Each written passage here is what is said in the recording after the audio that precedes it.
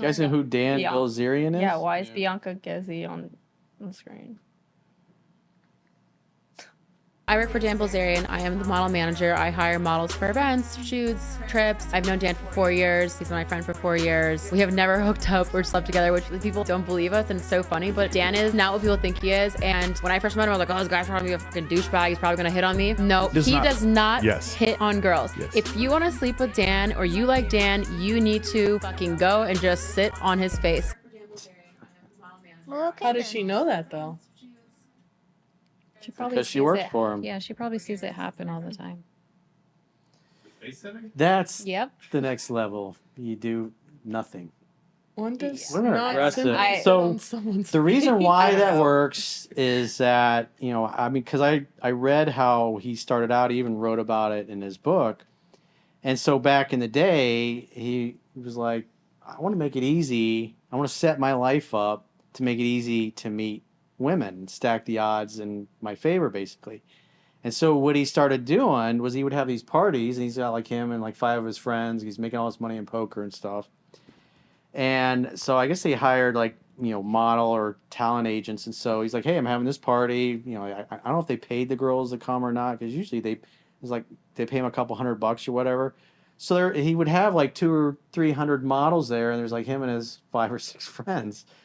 It didn't matter if they were dumpy looking or whatever, because they're the only guys that are there, and they're in this big giant mansion, and women are just aggressive like that, because, you know, especially when the guys are outnumbered. You got 200 beautiful women there. They're all in great shape and, you know, beautiful, and they're hanging out, and, you know, there's nothing else to do other than drink and have a good time. And the girls come over and naturally start talking to the guys, and then another girl comes over because there's only 6 dudes there. And next thing you know, it's like each guy's talking. There's like 10 or 15 girls around him, even though like on the street they probably wouldn't give a shit or pay much attention to these guys. Here, since just proximity and the fact that they're outnumbered, and you guys, your competitive nature, you go from not really giving a shit to all of a sudden like all these other pretty girls are talking to this guy. He must be interesting, or he must be a good dude. And then they go over and start hitting on him, and that's basically what happens. In those kinds of positions, you don't have to do that. Mm-hmm.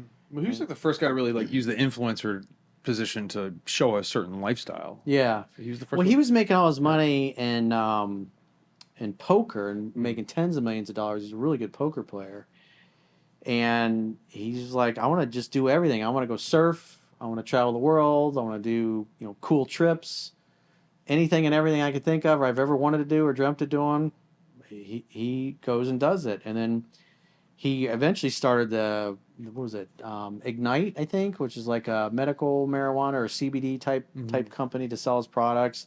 And then the models that worked for the company, I think he paid him like a couple $100,000 a year. You know, they wear all the, you know, it's just like the goat head that's on all the bikinis and stuff, the logo of Ignite. And I mean, that's just a fact of life. You know, if anytime for a guy you put yourself in a situation where you're outnumbered, it's like women get more aggressive and they come on to you versus, you know, being out in the street by yourself and trying to approach a group of 10 girls. If you're hanging out at your house, you're at the office or some social function, and a bunch of beautiful women are around you, other women see that, and then they want to come over and see what it's all about. Well, I always notice when I'm walking down the street with a woman or my girlfriend or whatever, and we see another woman coming, they will all consistently look at her. They'll be looking at her to size up, like, what's she all about? Do you guys have any experience with that? Yeah, they want to know, like, what does she have that makes him so special, and they want to know, like, what is it that the girl, like, brings that makes, like, this guy. You become more interested in him if he's walking around with a pretty girl versus if it's just some random dude in the street. You wouldn't even pay attention to him. Like if the guy, unless he had a pretty girl with him. If the guy has a girl like on his arm, he's definitely more interesting and intriguing to other women. I mean, I've never had that happen to me. It's usually the other way around, where the guy looks at me and looks at my significant other after. Well, yeah, they're like gonna size up the guy because they want to know, like, like how did he get her, and then what is it that she has, like. they're very interested. They're like, okay, well, what is it? Like, what is it about her? And then like, what is it about him? And I think they're comparing themselves. The women are comparing themselves to the woman that I'm Always. with, and the guy. And when I'm in the other situation, I'm looking at the woman. I'm not looking at the guy. I'm not comparing myself, unless he's, 300 some odd pounds and he's, in really bad shape. Like What does this guy Kim.com. have? Yeah, Yeah. he's got to be rich. That's the first thing I go to. He's got to be rich. What's the other reason? well, yeah. I mean, I think that also stems from like a lot of insecurity that certain people have. So Would you date a fat guy? fat, Like 300 pounds, like not in shape. no, because I'm more concerned about like Being someone. smothered. Getting squished. No, because I'm more concerned about like a healthy lifestyle, and I think that would bring out too many like negative. Like, Well, you can be 300 pounds and still have a healthy lifestyle. Like Like a Brock body- Lesnar is 300 pounds. Yeah. Yeah. like how He's tall? not fat, though, How yeah. tall?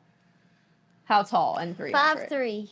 5'3", 300 pounds. No. No, like you can't be healthy like that. The most I do is dad body. Like that's the most I'll go. I did date a guy once. He was like 280. How tall? What are you, like 90? It's amazing you're still alive after that encounter. Wait, but how tall was he though? Like 5'11". 280. He was an athlete. No, he was he used to work out and like be a bodybuilder, but then He he was was just real thick everywhere. yeah, but then he started getting like a belly. Yeah, we do that. You like the belly? You I didn't mean, I mind that he was didn't care. rotund? I mean, I didn't care, but His belly probably weighed more than you did. yeah, probably. Yeah. He was a very husky man. Yeah, that's just I think a little bit more dangerous, and then you have to worry about like all of their like Health problems problems, later yeah. on in life. And do you really want to put yourself in that type of position where you're going to have to like mother that person and be the caretaker of that person in such an early like stage in their life? Like Yeah, it's not just watching them sleep, wondering if like they're breathing funny while they're sleeping. They're You're just choking. like, It's like- not just that; it's the health problems that come with it. Like you said, like you don't know, like you don't like depending on like if someone's like overweight, you don't know if they have like diabetes or if they have like well, that's usually what happens when Yeah. you're overweight. You have diabetes. They come Yeah. hand in hand. It's like diabetes, it's high blood pressure, it's possible heart cholesterol attacks too. issues. Yeah. It's Circulation. You could drop dead any second, especially Yeah. in high stress. I have And- a friend, I'm not going to say who, obviously, but he's in his 30s, and every time I see him, his face looks gray. That's It's grayer and grayer. very scary. Yeah, because he's just getting bigger and bigger and bigger every time I see him, and I'm concerned. I'm worried about him. Eating himself to death. Slow suicide by food. That's- Drinking, too. Drinking himself to death, too. in a lot of huge ways. issue with Yeah. that is, are they getting the proper like circulation back from the arteries from their legs back to their Yeah, heart? that's Is what it they- pumping it like is it pumping back to their heart, which is a huge thing. And Like, can you recover from that? If you've got all that visceral fat and your organs are all messed up, and can you recover from that? Because whenever you see like people that are super big and then they get skinny, they don't look healthy even when they're skinny. Yeah, no. they have to work really, really hard Mm. at it. And I mean, at like what age is it really like appropriate to go in and get like, what is it, the balloons through your vein, like where they have to Expand them. like, yeah. You mean to- the balloon procedure That's to crazy, put like in yeah. your stomach? no, No. to Picture like that, like a stent? unclot. Yeah, the stents, like to unclot. Like My your- dad had 9 stents in his heart. like my grandmother had a bunch of like, yeah, she had like 7 of them. had like nitroglycerin text me pills the on ones you got, stat. Yeah, it's really dangerous and it's sad. And then every time someone is under anesthesia, like, and they have so many health problems, you don't know if they're gonna wake up. Yeah. So I literally have this like one friend that I'm like really, really close with. And the reason why I mentioned the diabetes is because like I know a lot, like from my experience, not just from my friend, but a lot from my experience with people who are overweight, most of them have had diabetes of some sort. And my friend has diabetes. And the thing is, me and along with other friends of ours, we're always like, trying to make sure he's okay and trying to make, you know, be on top, you know, support him and be like, hey, like, he should eat a little better, do this, do that. But he doesn't, it's just really at the end of the day a matter of whether that person wants to actually better themselves or not.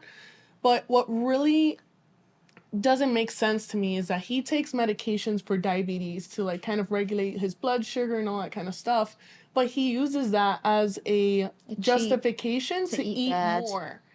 And there was this one time, yes, I go to Disney all the time, but there was this one time we went to a Disney restaurant, and mind you, I'm trying to like better myself with the eating and stuff like that. And Disney is really known for making really, really good food, and you know, it is a lot. So for me, it kind of overwhelmed me a little, but his response basically was like, oh, Jocelyne, like, you shouldn't worry. Like, this is this is whatever. And then my thing is like, hey, like, I'm just trying to be mindful or whatever. And he's like, well, thank God I don't have to worry about that. I have pills for my diabetes. And we literally like looked at him. I'm like, are you like kidding me? Like, for him to, like, the fact that he uses those medications in order to be able to eat more, like, the whole point of those medications is to regulate, like, his blood sugar, and he's just making it worse as it is. That's horrible. So we all literally, like, looked at him like, you've got to be kidding me. And I had this one friend that literally told him, oh, you shouldn't be thinking that way.